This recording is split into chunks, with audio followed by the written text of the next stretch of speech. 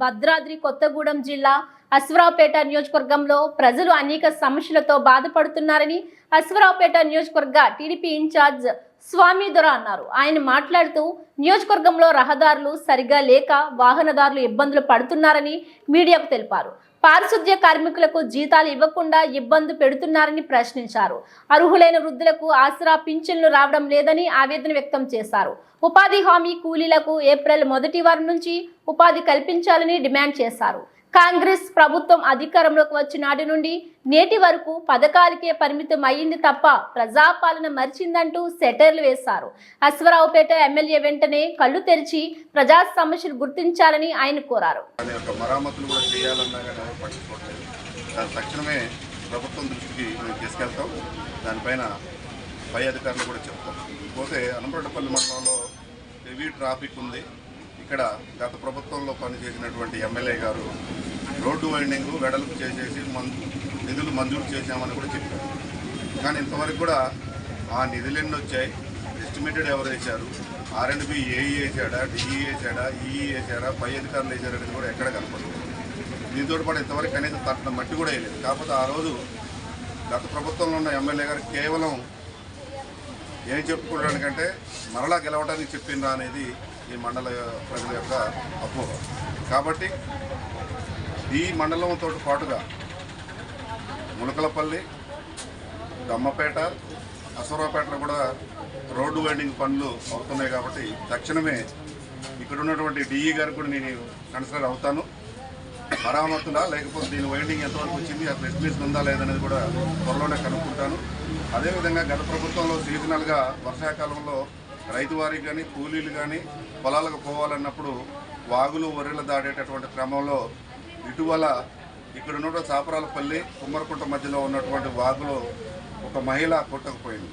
ఆ కొట్టకపోయిన తక్షణంలో ఏం చేశారు, గత ప్రభుత్వంలో ఉన్న ఎమ్మెల్యే గారు ఎమ్మటే ఈ వెంతనని నేను నిర్మిస్తానని చెప్పేసి ఆ రోజు మీడియా ముందు చెప్పారు. అది అందరికీ తెలిసిన విషయమే. కానీ ఇప్పటివరకు కూడా అక్కడ తట్టడం మట్టి పోయలేదు, కనీసం కొబ్బరికాయ కూడా కొట్టినటువంటి వాహనాలు కనపడుతుంది. కావున అశ్వరావుపేట నియోజకవర్గం మొత్తం మీద ఉన్న సమస్యలే ఇవి ఉంటున్నాయి. ఇట్లాంటి సమస్యలు, ఈ సమస్యల్ని ప్రభుత్వం తక్షణమే స్పందించి చేయాలని ప్రభుత్వాన్ని డిమాండ్ చేస్తున్నారు. మండలంలో తెలుగుదేశం పార్టీ ముఖ్య కార్యకర్తల సమావేశం జరిగింది. నేడు ఈ మండలంలో ఈ గ్రామాల్లోని సమస్యలు గురించి చర్చించుకోవడం జరిగింది. ప్రధానంగా పారిశుద్ధ్యం ఇక్కడ కొంచెం అస్తావ్యవస్థగా ఉన్నట్టుగా తెలుస్తుంది. ఎందుకంటే ఇది సీజనల్గా వ్యాధులు వచ్చేటటువంటి టైం కాబట్టి ఇక్కడ ఉన్న అధికారులు తక్షణమే వాళ్ళకి ఎలా చేయాలి, ఏ విధంగా చేయాలనేది కూడా వాళ్ళ దృష్టిలో ఆల్రెడీగా వాళ్ళకి మాన్యువల్ ఉంటుంది. వాళ్ళు చేయవలసినటువంటి కార్యక్రమాన్ని రెగ్యులర్గా చేస్తే బాగుంటుందని అనుకుంటున్నాం. ఇలానే పోతే ఈ సీజనల్గా రైతు వారీగా రైతు బంధువు కానీ లేకపోతే రైతు రుణమాఫీలు కానీ జరగాలి. జరుగుతున్నాయని కొంతమంది చెప్తున్నారు, జరగట్లేదని కొంతమంది చెప్తున్నారు. ముందుగా ఈ యొక్క రైతు రుణమాఫీ ఎలా ఉందంటే 1,00,000 రూపాయలని ఒక దఫాలో చెప్పారు, 1,50,000 ఇంకో దఫా చెప్తున్నారు. దీంట్లో ప్రధాన అంశం ఏంటంటే రేషన్ కార్డు ఉంటేనే రుణమాఫీ అవుతుందని ఈ మధ్యలో చూస్తుంటే ఇక్కడ బ్యాంకు వాళ్ళ రుణమాఫీకి ఖచ్చితంగా రేషన్ కార్డు అవసరమని బ్యాంకు సిబ్బంది చెప్పలేదు. అలాగే గవర్నమెంట్ కూడా ఎటువంటి రేషన్ కార్డు లేకపోయినా కానీ బ్యాంకులో రుణం ఉంటేనే ఖచ్చితంగా మాకు అవుతుందని అధికారులు కూడా చెప్పలేదు. ఇందులో ప్రజలు గందరగోళంగా ఉంటున్నారు. అసలు స్పష్టత ఏంటంటే ఈ ప్రాంతం మొత్తం ఏజెన్సీ ప్రాంతం.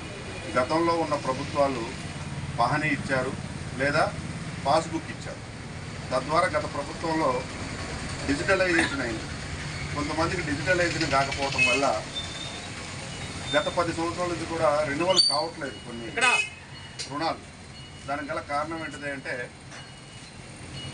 ఖచ్చితంగా డిజిటలైజేషన్ అయితే పాస్ పుస్తకం ఇస్తేనే మేము బ్యాంకు రుణాలు ఇస్తామని చెప్పేసి బ్యాంకు వారు అంటున్నారు. అలా వీళ్ళకి డిజిటలైజేషన్ కాకపోవడం వల్ల గత 5-6 సంవత్సరాల నుంచి పెండింగ్ అయ్యి 1,00,000 రూపాయలు తీసుకుంటే 3-4 లక్షల రూపాయలు అయింది. ఇప్పుడు కూడా తక్షణం కొత్త ప్రభుత్వం కూడా ఆ విధానాన్ని ఈ బ్యాంకులో యాక్చువల్గా ఆయన పేరు మీద భూమి ఉంటేనే ఆ భూమి ఉన్న కాగితాలను తీసుకొని ఆ యొక్క పహనీ నకలు కానీ పాస్బుక్లు తీసుకొని బ్యాంకు వారు లోన్ ఇచ్చారు. కానీ నేడు అదే బ్యాంకు వారు మాకు ఖచ్చితంగా డిజిటలైజేషన్ కావాలంటున్నారు. అది ఎంతవరకు అనేది కూడా ప్రభుత్వంలో ఉన్న అధికారులు, ప్రభుత్వంలో ఉన్న మంత్రులు తెలుసుకోవాలి. మూడో అంశం ఏంటంటే ఇక్కడ NREGS గత ఏప్రిల్ నుంచి కూడా ఈ మండలంలో రోజువారీగా NREGS ఉదయం పోయి మధ్యాహ్నం వరకు చేసేటటువంటి కూలీలకు కూడా సకాలంలో వాళ్ళ యొక్క వేతనాలు కానీ లేకపోతే వాళ్ళ కూలి పనులు కానీ కూలి అందటం లేదు. సో అందుకు తక్షణం ప్రభుత్వం కూడా కొత్త ప్రభుత్వం కదా అని చెప్పేసి ఒక 6 నెలల వరకు విపక్షమైన ప్రతిపక్షమైన మేము కూడా అందులో కలిసి పనిచేసాం కాబట్టి కొత్త ప్రభుత్వం చేస్తుంది అనుకుంటున్నాం, చేయాలని కోరుకుంటున్నాం. ఇంకో విషయం ఏంటంటే ఇక్కడ హాస్టల్స్ దగ్గర 3 హాస్టల్స్ ఉన్నాయి. విద్యార్థులు 3 నుంచి 5 హాస్టల్స్ ఉన్నాయి. ఇక్కడ ఏదైనా సీజనల్ వ్యాధులు వస్తే ఇక్కడ హెడ్ క్వార్టర్లో హాస్పిటల్ లేదు, ఎక్కడికో ఒక 5 కిలోమీటర్లు 10 కిలోమీటర్లు పోవాల్సిన పరిస్థితి వచ్చింది. కాబట్టి తక్షణ ప్రభుత్వంలో ఉన్న అధికారులు దీన్ని చేసుకుని ఇక్కడ కొత్తగా హాస్పిటల్ ఏర్పాటు చేయాలా, లేకపోతే ఏంటిదనేది కూడా ఒక ప్రణాళిక చేయాలని కోరుతున్నాం. ఇకపోతే ఇవాళ వ్యవసాయ రుణాల గురించి చెప్పాం, అలానే హాస్టల్స్ గురించి కూడా చెప్పడం జరిగింది. ఇకపోతే కేవలం ప్రభుత్వం ఆ రోజు కొన్ని హామీలు ఇచ్చింది. ప్రధాన అంశం ఏంటంటే స్థలం లేని వారికి స్థలంతో పాటు ఇల్లు, పేదలకి అలానే స్థలం ఉంటే ఇల్లు, దాంతో పాటుగా రేషన్ కార్డులు ఇస్తాము. ఇంతవరకు కూడా ఆ 2 ప్రక్రియలు ప్రారంభించలేదు. ఇక నుంచైనా ఇది అంటారు కదా, పండగ వచ్చినప్పుడైనా కొత్త బట్టలు అన్నట్టుగా దసరా వచ్చే లోపల ఈ ప్రభుత్వం వాళ్ళు ఇచ్చిన హామీలన్నింటినీ ప్రారంభిస్తారని కోరుతున్నాను.